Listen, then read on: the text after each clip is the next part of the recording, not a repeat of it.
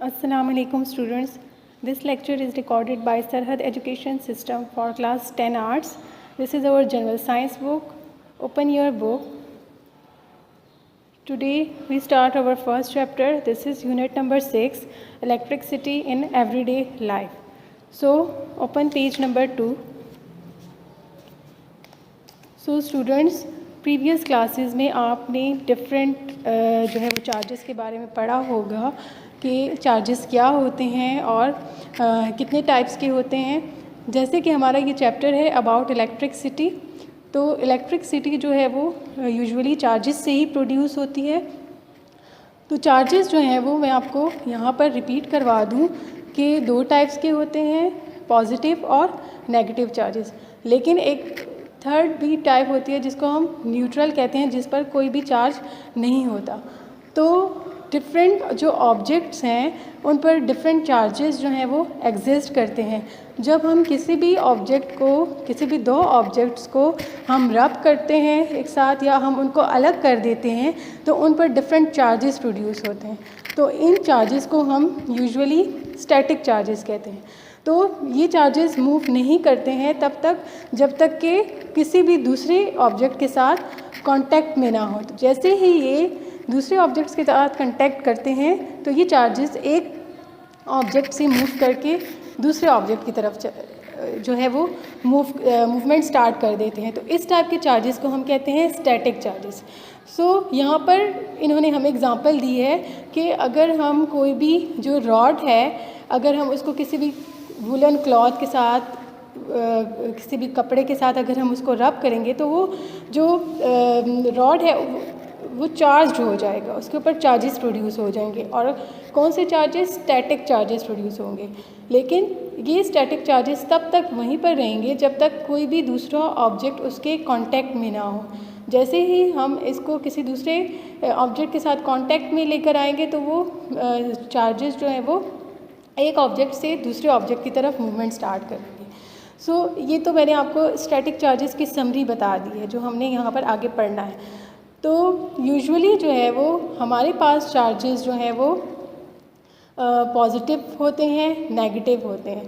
तो डिफरेंट हमने smallest particle के बारे में पढ़ा था प्रीवियस क्लासेस में कि जो मैटर है वो स्मॉलेस्ट पार्टिकल से मिलकर बना है जिसको हम कहते हैं एटम। और इसी तरह से जैसे यहाँ पर इन्होंने स्ट्रक्चर में आपको बताया हुआ है। तो ये जो स्मॉलेस्ट पार्टिकल है इसके डिफरेंट पार्ट्स होते हैं, प्रोटॉन, न्यूट्रॉन, इलेक्ट्रॉन और इसका जो इंटरनल पार्ट है जिसको हम क्या कहते हैं? न्यूक्लियस। प्रोटॉन जो है वो हमारे पास पॉजिटिवली चार्ज होता है, इसके ऊपर पॉजिटिव चार्ज होगा। इलेक्ट्रॉन जो है वो नेगेटिव चार्ज होता है।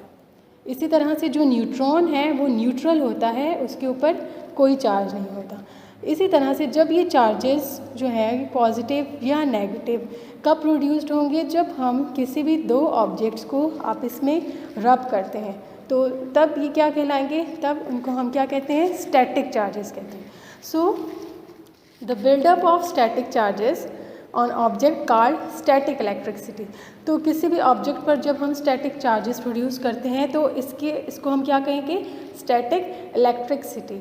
और स्टैटिक इलेक्ट्रिसिटी को हम जो है वो एक फ़िज़िक्स की ही एक ब्रांच में हम स्टडी करते हैं जिसको क्या कहते हैं? इलेक्ट्रोस्टैटिक्स।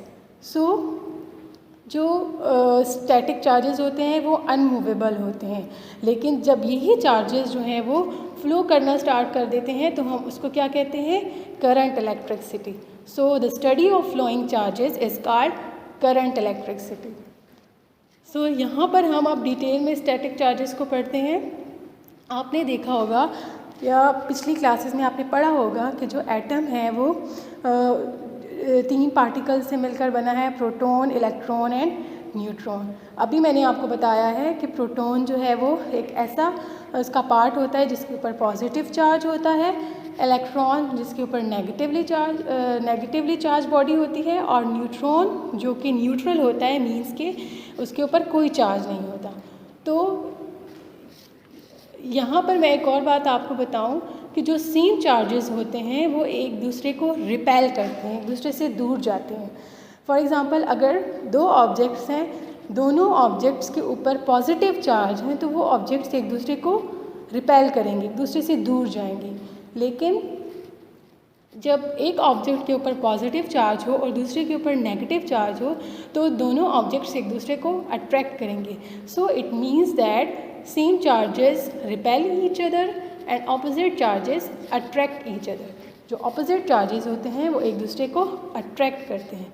इसी तरह से यहाँ पर इन्होंने बताया कि जितने भी फिज़िकल ऑब्जेक्ट्स हैं वो आपके पास न्यूट्रल स्टेट में होते हैं, लेकिन अगर आप उसके ऊपर अगर चार्जेस तब प्रोड्यूस होंगे जब इलेक्ट्रॉन्स जो है वो उसके ऊपर मौजूद हों, किसी दूसरे ऑब्जेक्ट से इस ऑब्जेक्ट के ऊपर आए तब वो नेगेटिवली चार्ज हो जाएंगे. लेकिन अगर एक ऑब्जेक्ट से जो है वो किसी भी उसको गेन कर रहा है इलेक्ट्रॉन को तो उसके ऊपर नेगेटिव जो है वो चार्ज आ जाएगा. मीन्स के अगर कोई भी ऑब्जेक्ट अपना इलेक्ट्रॉन रिमूव करता है तो उसके ऊपर पॉजिटिव चार्ज आ जाएगा, लेकिन अगर कोई ऑब्जेक्ट जो है वो इलेक्ट्रॉन जो है वो गेन कर रहा है तो उसके ऊपर नेगेटिवली चार्ज जो है वो अपेयर होगा. सो यहाँ पर हम इसकी डेफिनेशन पढ़ लेते हैं. The charges produced on objects by rubbing them together और by pressing and pulling them apart are called static charges, as these charges are confined to the rubbed areas of objects and are unable to move to other areas of the same objects. So that is why they are called static charges. क्योंकि ये जो charges produced होते हैं किसी भी object पर, ये जो है वो तब तक मूव नहीं करेंगे जब तक कि किसी भी दूसरे बॉडी के साथ कांटेक्ट में ना हो. इसी वजह से हम इसको क्या कहते हैं, स्टैटिक चार्जेस कहते हैं. ठीक है, तो स्टैटिक चार्जेस जो हैं वो कब प्रोड्यूस होंगे, जब हम किसी भी ऑब्जेक्ट को, कंडक्टिंग ऑब्जेक्ट को उसके जो है वो उसके साथ रब करेंगे या उसको उससे अलहदा करेंगे तो उस तब जो है वो उन ऑब्जेक्ट्स के ऊपर चार्जेस प्रोड्यूस्ड होंगे. तो इस फिनोमेना को, इस अमल को क्या कहते हैं हम, स्टैटिक इलेक्ट्रिसिटी कहते हैं. और ये स्टैटिक इलेक्ट्रिसिटी जो है वो स्टैटिक चार्जेस की वजह से प्रोड्यूस्ड होती है. सो यहाँ पर हम पढ़ेंगे सबसे पहले कि building of static charges in terms of electron transfer, कि किस तरह से किसी भी बॉडी पर, किसी भी ऑब्जेक्ट पर चार्जेस प्रोड्यूस होते हैं अगर उन ऑब्जेक्ट्स के इलेक्ट्रॉन एक जगह से दूसरी जगह ट्रांसफ़र हो. सो यहाँ पर इन्होंने कुछ मटेरियल्स हमें बताए हैं कि और ये मटेरियल्स यूजुअली इंसुलेटिंग होते हैं. वो मटेरियल्स जिनमें करंट या इलेक्ट्रिसिटी जो पास ना कर सके उनको हम इंसुलेटिंग मटेरियल्स कहते हैं.